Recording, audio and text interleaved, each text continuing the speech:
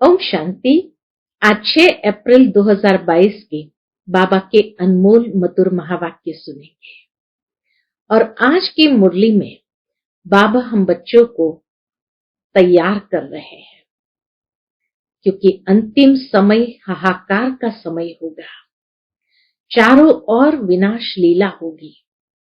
ऐसे समय में बाबा कहे तुम बच्चों को बहुत निर्भय और निडर होना चाहिए।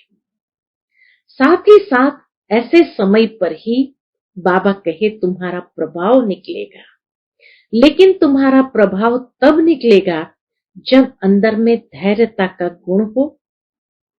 चारों ओर विनाश के दृश्य देखते हुए घबराएंगे नहीं, लेकिन दूसरों को भी आथत देंगे, तभी तुम्हारा प्रभाव निकलेगा। और तभी आत्माएं भी ये कहेगी कि अहो प्रभु तेरी लीला अपरंपार है। तो बाबा कहे तुम बच्चों को बहुत बहुत विशाल बुद्धि बनना है। सुनते हैं बाबा के मधुर महावाक्य। ओम शांति।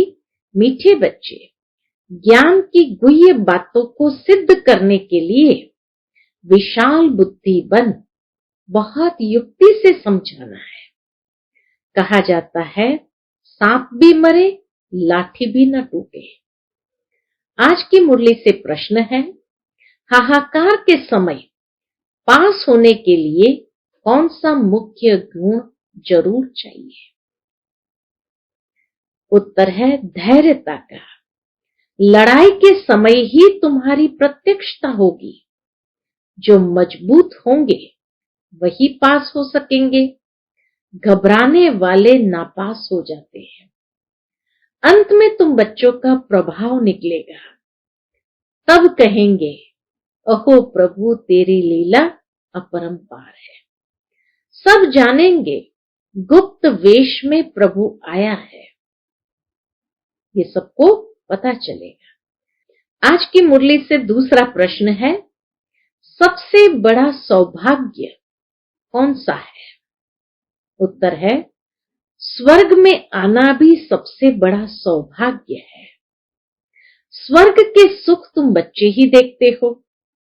वहां आदि मध्य अंत दुख नहीं होता।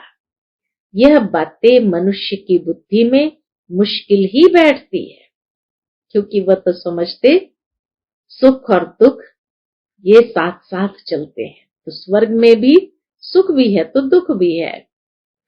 आज की मुरली से पहले गीत बजा है नई उम्र की कलियां। ओम शांति। भगवान वाच। आगे श्री कृष्ण भगवान वाच कहते थे, अब तुम बच्चों को निश्चय हुआ है। श्री कृष्ण भगवान वाच नहीं है। श्री कृष्ण तो त्रिकालदर्शी अर्थात स्वदर्शन चक्रधारी नहीं है।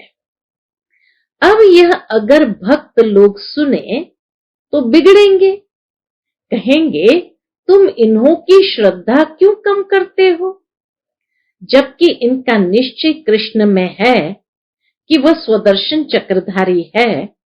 स्वदर्शन चक्र हमेशा विष्णु को या कृष्ण को ही देते हैं।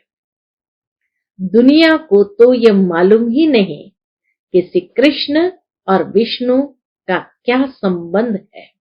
न जानने के कारण सिर्फ विष्णु को व कृष्ण को स्वदर्शन चक्रधारी कह देते हैं। स्वदर्शन चक्र के अर्थ का भी किसको पता नहीं है। सिर्फ चक्र दे दिया है मारने के लिए। उसे एक हिंसक हथियार बना दिया है।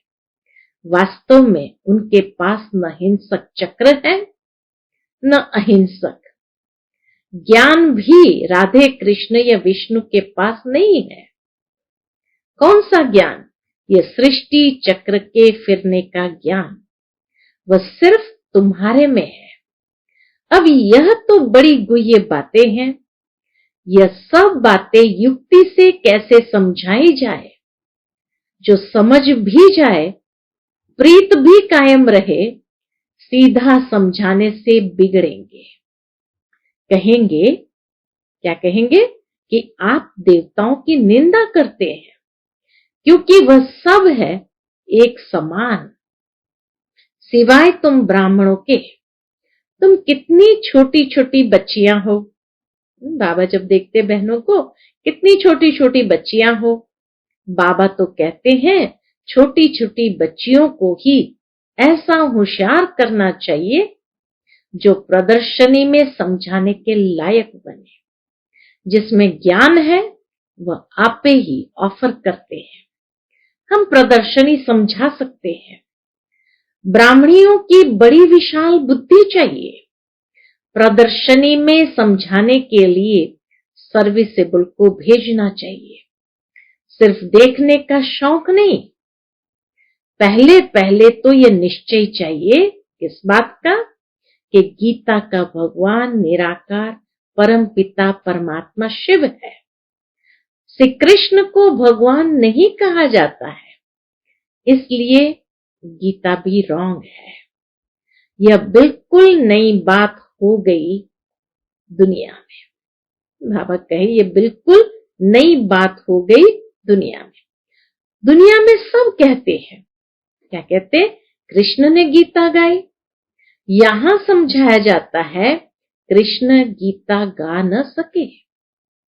जो मोर मुकुटधारी है, डबल सिर ताज व सिंगल ताज, सूर्यवंशी, चंद्रवंशी व वैश्यवंशी, शूद्रवंशी, कोई भी गीता की नॉलेज को नहीं जानते। वह नॉलेज भगवान ने ही सुनाई।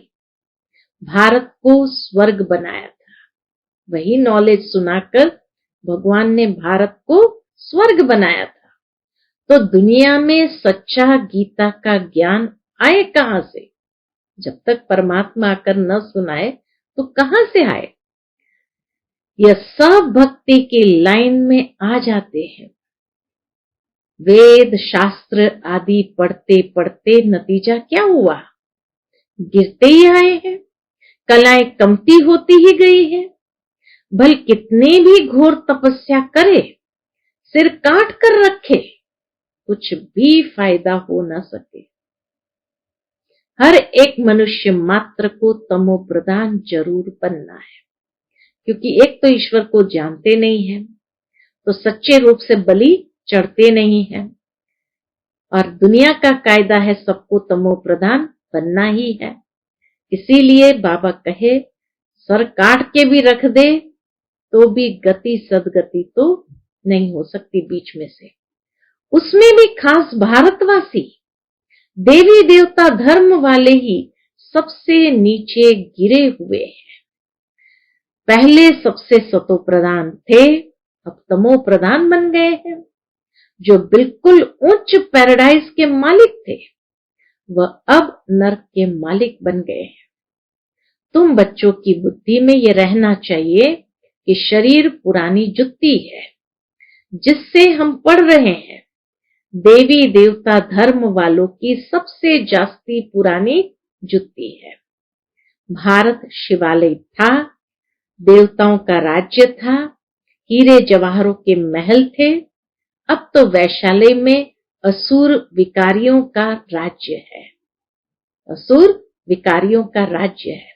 ड्रामा अनुसार फिर इनको वैशाली से शिवालय बनना ही है। बाप समझाते हैं सबसे जास्ती भारतवासी गिरे हैं।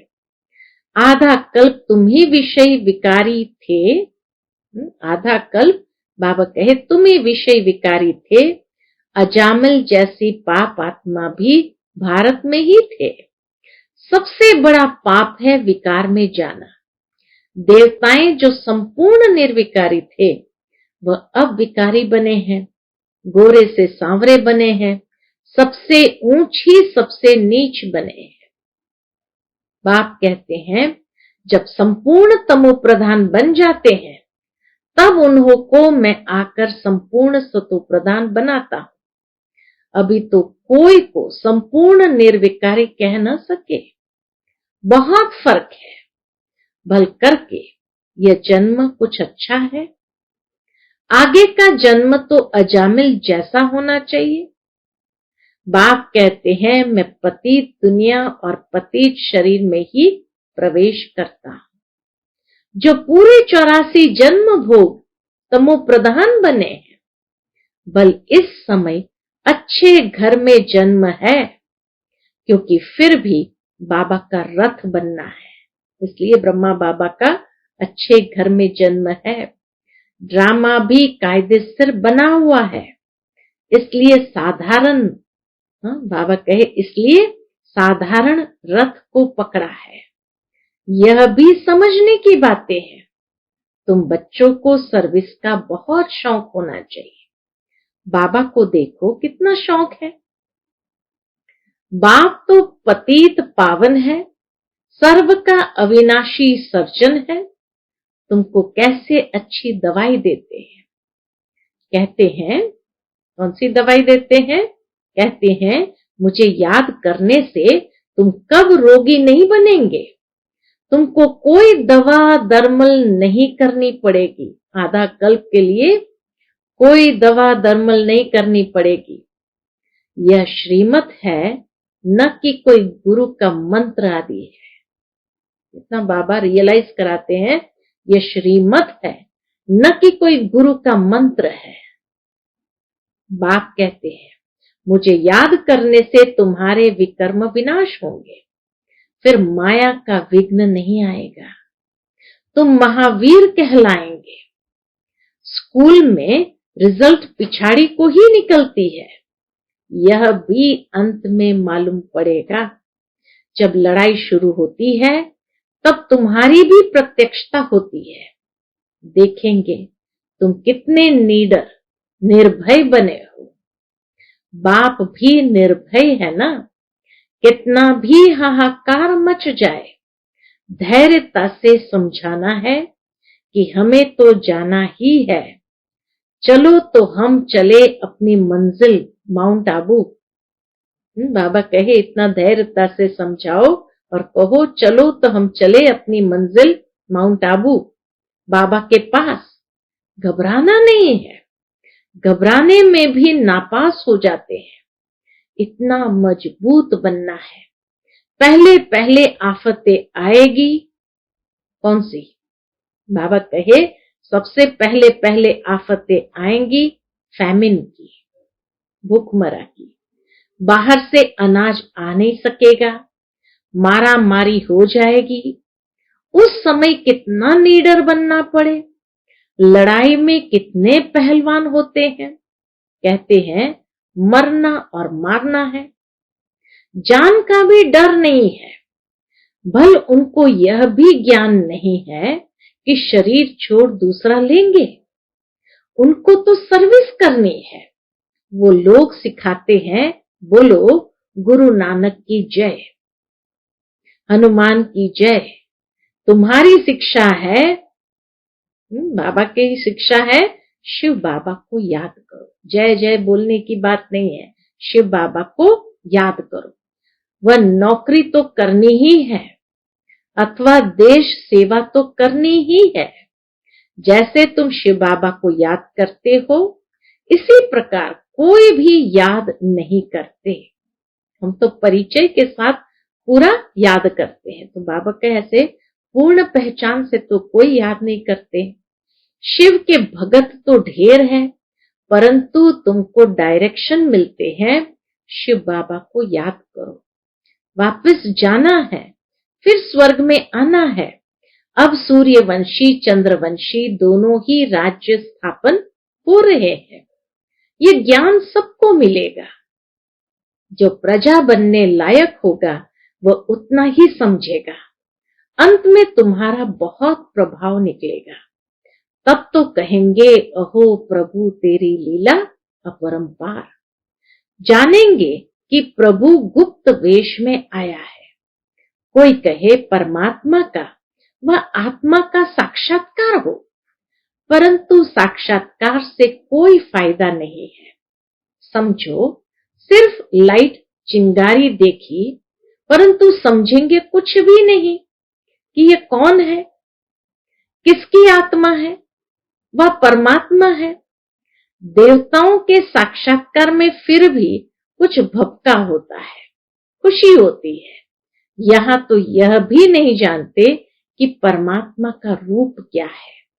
जितनी पिछाड़ी होती जाएंगी तो बाबा बुद्धि का ताला खोलता जाएगा। स्वर्ग में आना यह भी सौभाग्य है। स्वर्ग के सुख और कोई देख न सके। स्वर्ग में यथा राजा तथा प्रजा रहते हैं। अब न्यू दिल्ली नाम रखा है, परंतु न्यू भारत कब था? यह तो पुराना भारत है। नए भारत में सिर्फ देवता धर्म था, बिल्कुल थोड़े थे। अब तो बहुत है। कितना रात दिन का फर्क है। अखबार में भी समझा सकते हैं। बाबा कहे अखबार में भी समझा सकते हैं। तुम न्यू दिल्ली, न्यू भारत कहते हो, परंतु नव भारत, न्यू दिल्ली तो नई दुनिया में होगी। वह तो पैराडाइज होगा। सो तुम कैसे बना सकते हो? यहाँ तो अनेक धर्म है, वहां एक ही धर्म है। ये सारी समझने की बातें हैं। हम सब मूल वतन से आए हैं। हम सब आत्माएं ज्योतिर्बिंदु स्टार मिसल है। जैसे स्टार आकाश में खड़े हैं, कोई गिरते भी नहीं है, ऐसे हम आत्माएं ब्रह्मांड में रहती है। बच्चों को अब मालूम पड़ा है। क्या मालूम पड़ा है? कि निर्वाण धाम में आत्मा बोल न सके। निर्वाण धाम में आत्मा बोल न सके। क्यों? क्योंकि शरीर नहीं है। तुम कह सकते हो हम आत्माएं परम धाम की रहने वाली है। ये नई बात है। शास्त्रों में लिख दिया है कि आत्मा बुदबुदा है, सागर में समा जाती है।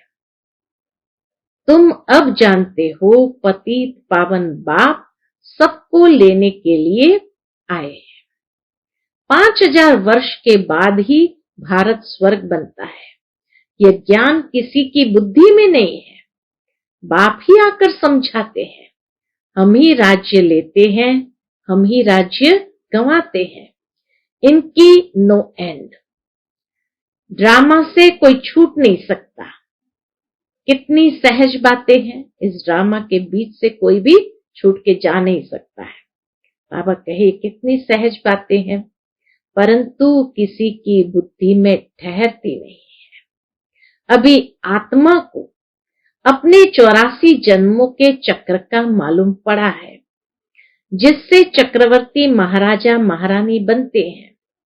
यह सब खत्म होने वाला है। विनाश सामने खड़ा है।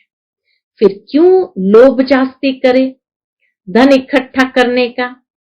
बाबा कहे विनाश सामने खड़ा है, फिर क्यों लोभ जास्ती करे धन इकट्ठा करने का? सर्विसेबल बच्चा है तो उनकी यज्ञ से पालना होती है। सर्विस नहीं करते तो ऊंच पद भी नहीं मिलेगा। बाबा से पूछ सकते हो, हम इतनी सर्विस करते हैं जो ऊंच पद पाए? बाबा से ही पूछो कि क्या हम इतनी सर्विस करते हैं जो ऊंच पद पाए? बाबा कह देते हैं, आसार ऐसे दिखाई देते हैं जो तुम प्रजा में चले जाएंगे। यहां ही मालूम पड़ जाता है। छोटे छोटे बच्चों को भी सिखलाकर इतना होशियार बनाना चाहिए जो प्रदर्शनी में सर्विस करके शो करे। अच्छा, मीठे मीठे सिकिल दे बच्चों प्रति माता पिता बाप दादा का याद प्यार और गुड मॉर्निंग। रूहानी बाप की रूहानी बच्चों को नमस्ते। हम सब रूहानी बच्चों की रूहानी माता पिता बाप दादा को याद प्यार, गुड मॉर्निंग और नमस्ते नमस्ते। शुक्रिया बाबा, शुक्रिया। आज की मुरली से धारणा के लिए मुख्य सार है। पहली पॉइंट, बाप समान निर्भय निडर बनना है। धैर्यता से काम लेना है, घबराना नहीं है। आज की मुरली में बाबा ने बच्चों में कितनी हिम्मत भरी, शक्ति भरी कि बाबा के समान निर्भय निडर बनना है और धैर्यता से काम लेना है। घबराना नहीं है, तभी पास होंगे। दूसरी पॉइंट, विनाश सामने है, इसलिए बाबा कहे विनाश सामने है, इसलिए जास्ती धन इकट्ठा करने का लोभ नहीं करना है। ऊंच पद के लिए ईश्वरीय सेवा कर कमाई जमा करनी है। आज का बाप दादा का मधुर वरदान हम बच्चों के प्रति है, सर्व खजाने जमा कर रूहानी फकूर यानी नशे में रहने वाले बेफिक्र बादशाह भव।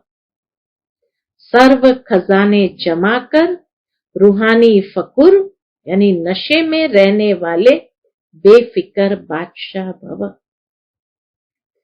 बाप दादा द्वारा सब बच्चों को अखुट खजाने मिले हैं। जिसने अपने पास जितने खजाने जमा किए हैं, उतना उनकी चलन और चेहरे में वह रूहानी नशा दिखाई देता है। जितना जिसके पास खजाना जमा है, तो जरूर उसका प्रत्यक्ष स्वरूप, चलन और चेहरे में वह रूहानी नशा दिखाई देता है। जमा करने का रूहानी फकूर अनुभव होता है। जिसे जितना रूहानी फकूर रहता है, उतना उनके हर कर्म में वह बेफिक्र बादशाह की झलक दिखाई देती है। जितना जिसके अंदर रूहानी फकूर रहता है, उनके हर कर्म में वह बेफिक्र बादशाह की झलक दिखाई देती है, अर्थात वो रॉयल्टी दिखाई देती है। क्योंकि जहां फकूर है, वहां फिक्र नहीं रह सकता। जहां फकूर है, वहां फिक्र रह नहीं सकता। जो ऐसे बेफिक्र बादशाह है, वह सदा प्रसन्न चित्त है। आज का स्लोगन है, ज्ञानी तू आत्मा वह है जो ज्ञान डांस के साथ संस्कार मिलन की डांस जानता है। कितनी सुंदर बात बाबा ने कही। ज्ञानी तू आत्मा वह है जो ज्ञान डांस के साथ संस्कार मिलन की डांस जानता है। अच्छा, ओम शांति।